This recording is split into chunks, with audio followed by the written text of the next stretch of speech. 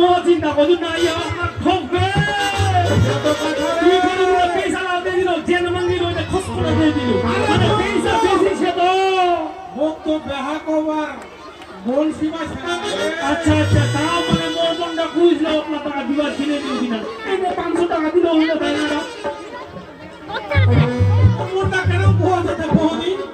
কেন বলা যায় ওইটার বাপ মেটাইছে নানি মেটায় মানে লোকটার হিসাব সে তো হই যাবা লাগে এনা তো গ্যারান্টি वाला খারবা না মানে খান যে